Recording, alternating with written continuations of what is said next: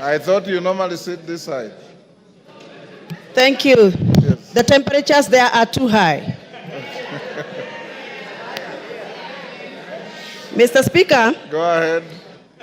I rise to defend the Deputy President Rigathi Gachagua against what I am calling mob justice, a process that has not given him the right of reply, a process that has gone on, presented some fact charts to the villages, and disseminated information to the members of public without giving him the opportunity to defend himself. Hold your horses, Wamuchomba.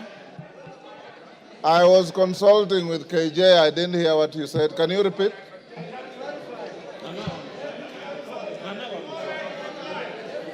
Can you repeat what you said? I can't hear you, Mr. Speaker. Repeat what you said. I didn't hear. I was consulting with Honorable Member for Dagoretti. I have said I rise to defend the Deputy President, the Honorable Rigathi Gachagua, against a process that I feel, personally as my opinion, it is mob justice against the Deputy President because he has not been given the right of reply before we went for public participation. That is what I've said. Honorable Wamuchomba. According to the standing order here. Honorable Wamuchomba, that is neither factual nor legal because the Deputy President is appearing before this House at 5. So be factual. Mr. Speaker, yes. Please allow me to execute my point, and you can guide. Procedurally, Mr. Speaker, the fact sheets that were distributed in our constituencies had allegations that were read out to members of public as facts. So to me, the fact sheets that were distributed in our constituencies were fact sheets that were communicating facts. But from where I come from, Mr. Speaker, what was typed in those papers was not factual and needed to be interrogated. And I'm glad that the Deputy President is appearing in an hour's time here to come and clear the air. Mr. Speaker, before I defend and I give my submission, I request you to allow me to refer to the standing order number 91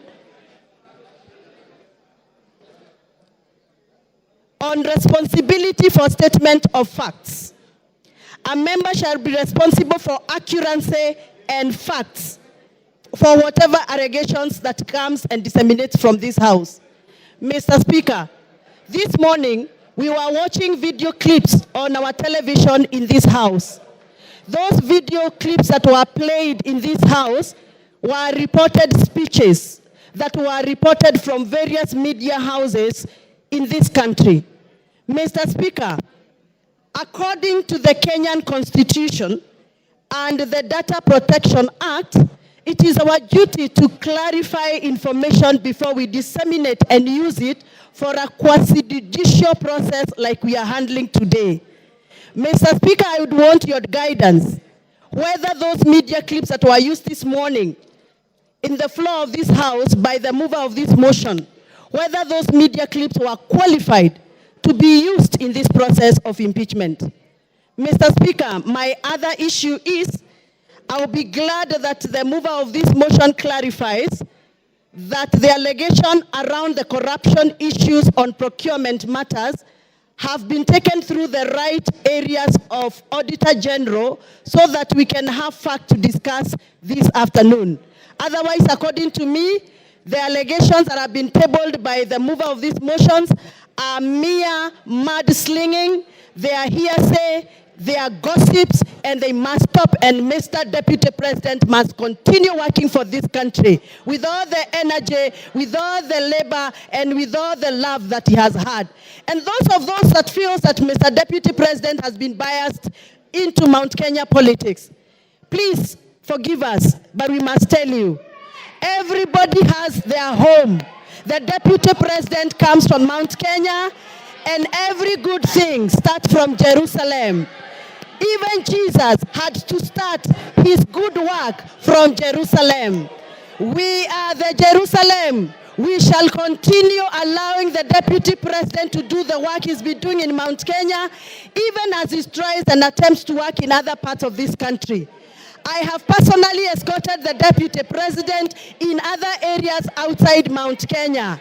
I know Mr. Deputy President has tried. It is barely 2 years before Mr. Deputy President continues with his work. Please allow him space to work. 2 years are not sufficient. Even for the members in this house know very well.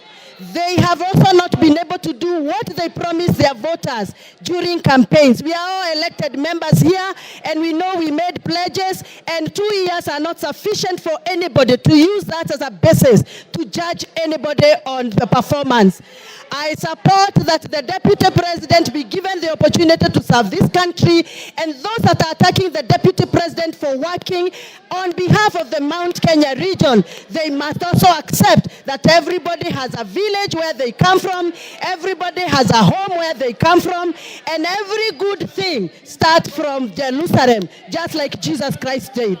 Asanteni sana, and I refuse. The Deputy President is going nowhere. He's going to stay here to serve us. To serve us as we gave him votes. Thank you very much. Thank you, Speaker. Thank you, Honorable Speaker, for giving me this opportunity to contribute to this very important motion.